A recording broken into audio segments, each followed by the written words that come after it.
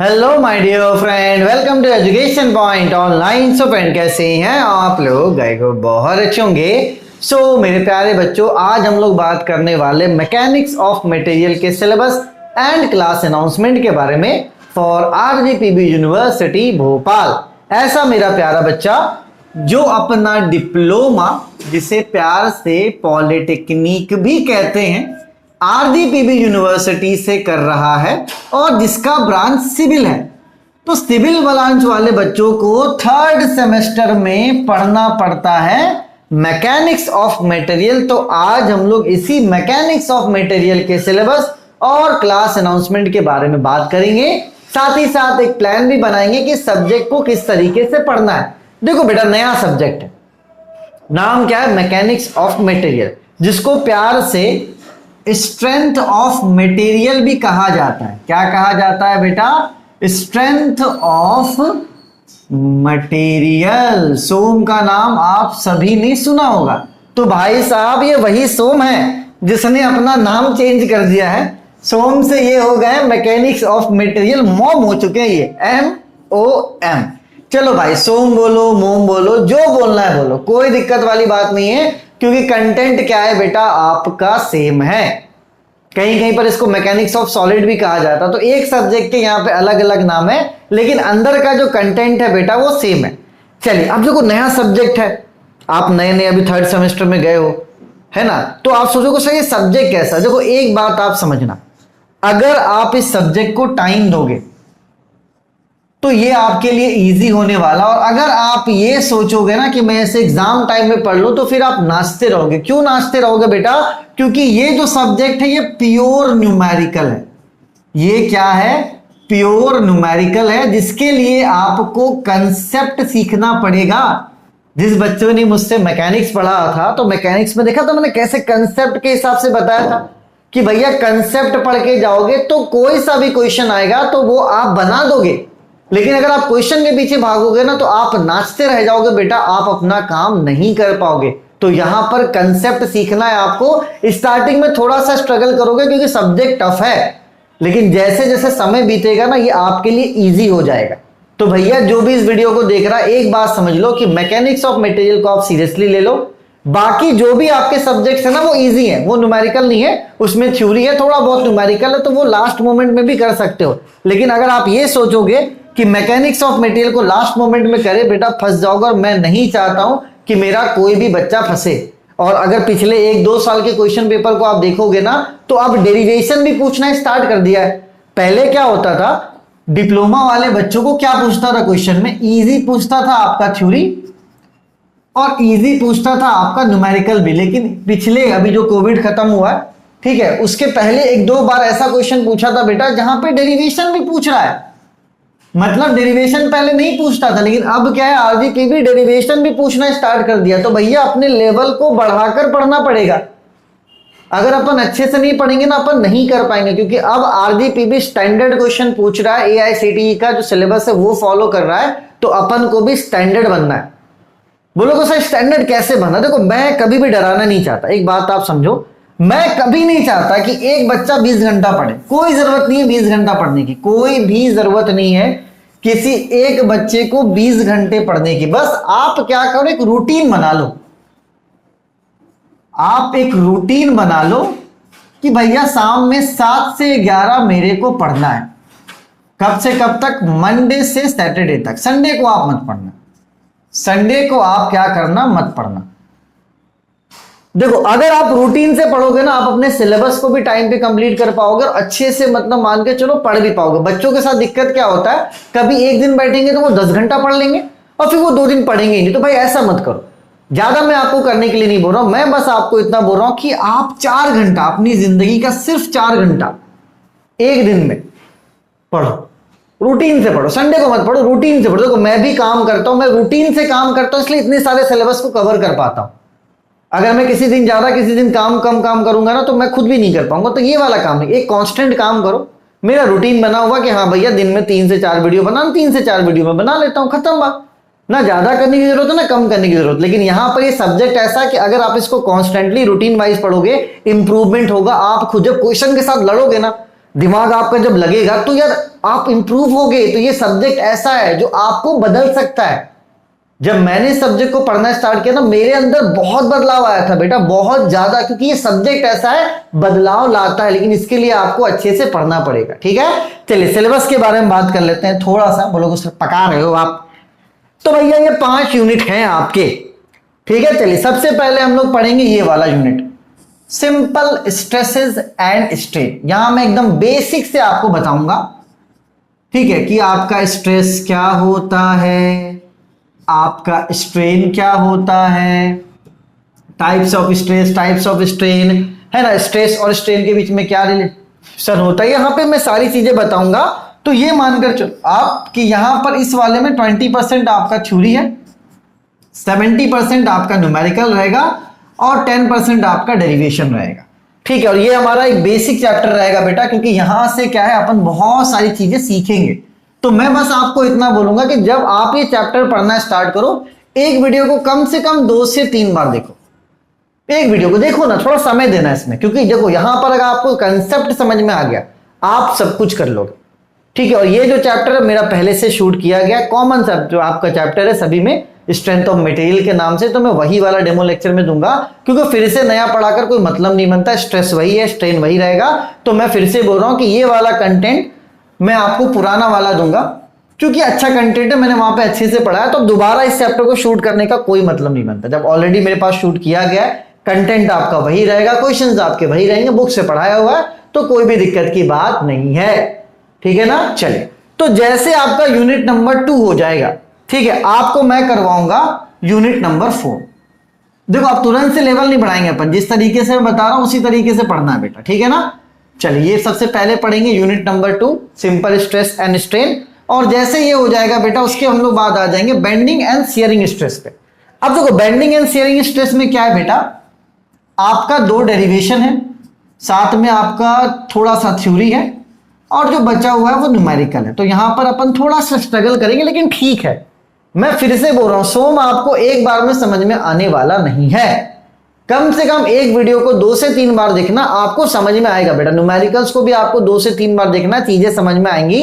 घबराना नहीं कि लगे घबराने और हमसे कैसे होगा, तो ये वाला काम नहीं करना है बेटा। अपन को अच्छे से पढ़ना है।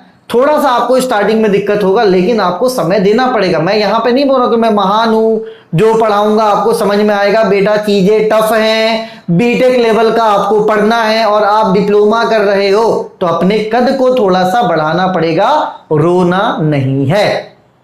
एक वीडियो को जब तक समझ में ना आए 2 से 3 बार आप देखो, आपका काम बन जाएगा। ठीक है, इसको भी आपको 2 से 3 बार देखना है। ठीक है बेटा, चलिए, तो सबसे पहले यूनिट नंबर 2, फिर यूनिट नंबर 4, और उसके बाद यूनिट नंबर 5। ठीक है, अब देखो यूनिट नंबर 5 में भी 2 डेरिवेशन हैं आपके, उसके बाद न्यूमेरिकल है और थ्योरी है। ठीक है, तो ये इजी भी है, ऐसा नहीं, बस थोड़ा बहुत आपको मेहनत करना पड़ेगा। कुछ ऐसी चीजें हैं जो डेरिवेशंस में आएंगी जो आपको दिक्कत देंगे, तो यहां पर 1-2 चीजें बस आप याद रख लेना। जैसे 1-2 सॉल्यूशंस हैं जो आपको याद करना ही पड़ेगा, क्योंकि अगर उसको पढ़ने जाओगे तो फिर बीटेक वाली चीज पढ़नी पड़ेगी। क्योंकि मैंने क्या बोला कि डेरिवेशन पूछ रहा है, पहले डेरिवेशन नहीं पूछता था, लेकिन अब रिसेंट टाइम में आरजीपीबी डेरिवेशन पूछता है। तो डेरिवेशन के लिए थोड़ा सा मेहनत कर लेना। कुछ ऐसी चीजें जो सर के ऊपर से जाएंगी, तो उसको आपको याद कर लेना, क्योंकि वो प्योर मैथमेटिक्स का पार्ट है। ठीक है, इसलिए आपको वो 1-2 चीज याद करना पड़ेगा। बाकी हाँ, न्यूमेरिकल का पूरा कंसेप्ट आपको समझ में आएगा, कोई भी दिक्कत होने वाला नहीं है। ठीक है, चलिए, तो इसको भी कम से कम आप 3 से 4 बार देखना। ठीक है, चलिए, 1 यूनिट हो गया, 2 हो गया, और ये 3 यूनिट हो गया आपका। इस तरीके से आप पढ़ोगे। चलो, अब बच गया आपका 2 यूनिट, यूनिट नंबर 1 और यूनिट नंबर 3। ठीक है, चलिए, तो देखो यार, यूनिट नंबर 1 मैं आपको डायरेक्टली नहीं पढ़ा सकता। यूनिट नंबर 1 मैं आपको डायरेक्टली नहीं पढ़ा सकता, क्योंकि यूनिट नंबर 1 क्या है? यूनिट नंबर 1 है मोमेंट ऑफ इनर्शिया, और यहां से कंफर्म है कि क्वेश्चन आएगा, कंफर्म है कि क्वेश्चन आएगा। लेकिन अगर मैं इसको डायरेक्ट पढ़ा दूंगा तो आप यार समझ में ही नहीं आएगा। आपको बोलोगे सर क्यों समझ में नहीं आएगा? देखो बेटा, ये जो चैप्टर निकला है ना, इसके लिए आपको जो मैकेनिक्स का चैप्टर 4 है वो आपको अच्छे से आना चाहिए। मैकेनिक्स का चैप्टर 4 था ना, क्या था chapter of 4? Centre of gravity. तो सेंटर ऑफ ग्रेविटी आपको अच्छे से आना चाहिए, तभी जाके आपको ये वाला चैप्टर समझ में आएगा। तो यहां पर कुछ नहीं करेंगे बेटा, ये वाला यूनिट पढ़ाने से पहले मैं चैप्टर पढ़ा दूंगा आपको सेंटर ऑफ ग्रेविटी का। तो आप पहले सेंटर ऑफ ग्रेविटी का चैप्टर पढ़ लेना, ठीक है। देखो सेंटर ऑफ ग्रेविटी का चैप्टर आपको आगे भी काम आएगा, ठीक है। इसलिए ये मत सोचना कि फालतू चीजें, भागना मत इससे। जब मैं मेहनत करने के लिए तैयार हूं तो आप भी मेहनत करना, भागने की जरूरत नहीं है। ये 3 यूनिट मैं करवा रहा हूं ना, आराम से करो। ये 1, ये 2, ये 3, इतना कर लोगे कोई आपको फेल नहीं कर सकता। लेकिन भाई जब पैसे दोगे अच्छे से पढ़ो ना, नॉलेज लो। क्यों भागना यार, क्यों सिर्फ पास होना है? नहीं, सिर्फ पास ही क्यों होना है? सिर्फ पास ही क्यों होना है ये बताओ ना। नॉलेज ले लोगे तो क्या घट जाएगा? थोड़ा सा बैठ जाओगे, बैठना सीखो अब। क्योंकि भैया सिविल इंजीनियरिंग इतना आसान तो नहीं है कि आप उसको हवा में लेकर कर लोगे। कर भी लोगे कोई मतलब नहीं बनता। तो वो वाला काम आप मत करो बेटा, अच्छे मन से पढ़ो, चीजों को समझो, क्योंकि ये स्ट्रक्चर का मेन पार्ट है, ठीक है। आज मतलब मान के चलो कि बड़ी बड़ी बिल्डिंग्स का स्ट्रक्चर बना के सिविल इंजीनियर बहुत कमा रहे हैं। तुम ऐसे भी सुनोगे कि यार कोई कमा नहीं पा रहा, और कुछ ऐसे जो बहुत कमा रहे। भाई तो नॉलेज रहेगा तो कहीं ना कहीं अपसेट हो जाओगे। तो मेन जो वैल्यू होता है वो नॉलेज का होता है। जो पैसे मिलते हैं वो नॉलेज के मिलते हैं। मुझे जो भी फीस आप देते हो मेरे नॉलेज के बेसिस पे देते हो ना, मैं समझाता हूं तब आप देते हो। ऐसा नहीं कि बस आप ऐसा रख लो ये 500 रुपए चलो ऐसा करो, तो ऐसा नहीं होता बेटा, ठीक है। जैसे कि मैंने क्या बोला कि ये वाला चैप्टर पढ़ने से पहले आपको सीओजी की जरूरत पड़ेगी, तो पहले सीओजी पढ़ाएंगे फिर ये वाला यूनिट पढ़ा देंगे, ठीक है। चलिए उसके बाद बात करते हैं सबसे टफ चैप्टर का, वो है shear force and bending moment. अब यार एक बात आप समझो, अभी जो आप सब्जेक्ट पढ़ रहे हो वो है मैकेनिक्स ऑफ मटेरियल, जिसको हम लोग सोम भी कहते हैं। इसके बाद इसी से जुड़ा हुआ एक सब्जेक्ट मिलेगा आपको थ्योरी ऑफ स्ट्रक्चर, और इसी के साथ थ्योरी ऑफ स्ट्रक्चर के साथ आपको एक सब्जेक्ट मिलेगा आरसीसी।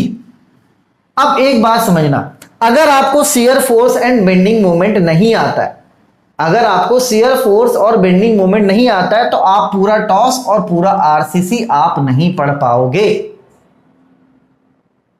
तो एक बात समझो, एग्जाम में पास होने के लिए आप पहला, दूसरा, चौथा और पांचवा पढ़ लो, ठीक है। देखो shear force and bending moment, मैं यहां पे लेक्चर डालूंगा मोहन सर का। अब आप बोलोगे सर मोहन सर का लेक्चर आप क्यों डालोगे? मैं मोहन सर का लेक्चर इसलिए डालूंगा क्योंकि जो टॉस है ना आपका, वो मोहन सर पढ़ाएंगे, ठीक है। तो यहाँ जो आपका मॉम है ये तो मैं करवा दे रहा हूं, जो टॉस है वो आपका मोहन सर पढ़ाएंगे। तो एक चैप्टर में मोहन सर का यहाँ पे डालूंगा, ताकि आपका क्या हो सके बेटा, चीजें जो है वो आसान हो सके। थोड़ा सा आप सर से भी कम्युनिकेट कर लोगे। तो shear force and bending moment वो आप लास्ट में पढ़ना। अगर आप एग्जाम में नहीं पढ़ के जा पाते हो तो क्या करना, एग्जाम के बाद पढ़ना। लेकिन इस चैप्टर को आपको समझना पड़ेगा, क्योंकि जब तक ये वाला सब चैप्टर आप नहीं समझोगे ना, आप आगे जाके फंस जाओगे। तो ये वाला चैप्टर बहुत इंपॉर्टेंट है, ये आपको एग्जाम से पहले भी पढ़ना। और मैं ये बोलूंगा कि एग्जाम खत्म हो जाए और कुछ अगर इस चैप्टर में रह जाए तो उसको भी आपको पढ़ना है, क्योंकि यही आपका आगे काम आएगा। क्योंकि जिसको shear force and bending moment नहीं आता वो आगे जाके बहुत स्ट्रगल करेगा। तो ये सब्जेक्ट सिर्फ अभी पास होने के लिए नहीं, नॉलेज के लिए पढ़ो। अगर अच्छे से नहीं पढ़ोगे तो आगे चल के फंस जाओगे। तो भैया फंसने वाला काम आपको नहीं करना है, ठीक है। इस बार मैं कोर्स लेकर आ रहा हूं आपके लिए, आप अच्छे से पढ़ो, मेहनत करो, कोई भी दिक्कत आपको नहीं होगा। वरना होता क्या, सिविल के बच्चे जब फाइनल ईयर में जाते हैं 1 से 2 पेपर बैक लगा के ईयर बैक करवा लेते हैं। क्यों? क्योंकि भैया अपन को तो बेसिक ही नहीं पता। लेकिन जो टॉस है वो तो टॉस है ना, जो हार्ड है वो तो हार्ड है, वो तो पढ़ना ही पड़ेगा, अपन छोड़ नहीं सकते ना। जैसे ये shear force and bending moment है, ये छोड़ सकते हैं क्या? नहीं छोड़ सकते, ठीक है मेरे प्यारे बच्चों। चलिए तो मैं थोड़ा सा डिटेल सिलेबस स्क्रॉल कर दे रहा हूं, अगर किसी को नोट करना है तो वो कर लो, ठीक है। यूनिट 1 में ये वाला टॉपिक है, स्क्रीनशॉट लेना तो ले सकते हो, है ना। यूनिट नंबर 2 में ये वाला टॉपिक है, यूनिट नंबर 3 में ये वाला टॉपिक है, 4 में ये है, 5th में ये पढ़ना है, ठीक है। चलिए बेटा, तो अभी आप लोग कहां पर हो? अभी आप लोग सिलेबस के वीडियो में हो, अभी आप लोग सिलेबस के वीडियो में हो, ठीक है। ये वाला वीडियो आप देख रहे हो। मैं क्या करता हूं, 3 से 4 लेक्चर या तो हो सकता है 5 लेक्चर सिंपल स्ट्रेस स्ट्रेन के मैं डाल देता हूं, सिंपल स्ट्रेस एंड स्ट्रेन के मैं डाल देता हूं। देखो मैं फिर से बोल रहा हूं बेटा कि ये वाले वीडियो पुराने होंगे, ठीक है। मैंने 2 साल पहले बनाया था और अच्छा कंटेंट था, इसलिए मैं आपको यहां पे ऐड करूंगा। ठीक है, तो हो सकता है प्लेलिस्ट में मैं इसे ऐड कर दूं, तो आप 4-5 लेक्चर देख लो अच्छे से, आपको समझ में आता है तो आप पूरा कोर्स ले सकते हो 499 में। देखो यार एक बात समझना, बच्चे बोलेंगे सर पुराना, देखो बेटा बुक से पढ़ाया हुआ बुक अभी भी वही है, अगर अभी मैं भी पढ़ाऊंगा तो मैं उसी बुक से पढ़ाऊंगा और वही न्यूमेरिकल करवाऊंगा। ठीक है, तो चीजें बदली नहीं है तो बदल कर कोई मतलब नहीं बनता। जब चीजों को मैंने अच्छे से पढ़ाया हुआ है तो वो कंटेंट आप लो, नहीं समझ में आता वो एक मैटर, वीडियो नया है पुराना ये मैटर नहीं करता, क्योंकि आजकल के बच्चे भी थोड़ा अलग है ना। जो 2 बुक मेरे पास पहले पढ़ा हुआ था अभी भी वही बुक है, अगर अभी भी मैं पढ़ाऊंगा नए से तो मैं वही बुक पढ़ाऊंगा। ठीक है, तो बुक अभी फिलहाल उतना कुछ चेंज नहीं हुआ, तो परेशान नहीं होना, जो कंटेंट है उसको आप पढ़ो, समझने पे फोकस करो, कंसेप्ट पे फोकस करो। ठीक है, मैं आपका प्लेलिस्ट बना देता हूं, जिस प्लेलिस्ट में आपका स्ट्रेंथ ऑफ मटेरियल का 5 लेक्चर रहेगा जो कॉमन है। आई थिंक आप इस बात को समझ पा रहे हो, नहीं समझोगे तो यार देखो मेरी गलती नहीं, मैं बस आपको बता सकता हूं, मुझे जस्टिफिकेशन नहीं देना ना, यही है ऐसा, मैं जो सफाई नहीं देना, मैं बस बता रहा हूं। कॉमन चैप्टर है, शूट किया हुआ है, मैं वही डालूंगा, आप डेमो लेक्चर में पढ़ लो।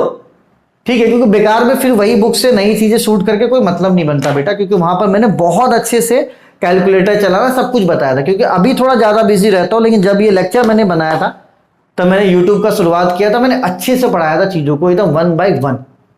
ठीक है, तो आप डेमो लेक्चर्स को पढ़िए, आपको अच्छा लगता है तो आप पूरा कोर्स ज्वाइन कर सकते हो। और इस बार मैं कोशिश करूंगा कि जो सिविल के अदर सब्जेक्ट्स हैं उसमें IMP वगैरह देने की आप लोगों को क्या करूं बेटा, कोशिश करूं। ठीक है, चलिए तब तक अपने और अपनों का खूब ख्याल रखिए, लिंक डिस्क्रिप्शन पे है, आप जाके पहले डेमो लेक्चर्स को एंजॉय कीजिए, आपको अच्छा लगता है ना तभी आप जाके पूरा कोर्स लेना बेटा, लेकिन लेके पढ़ लेना वरना दिक्कत में आ जाओगे। ठीक है, चलिए तब तक अपने और अपनों का खूब ख्याल रखें, take care, bye bye, Tata.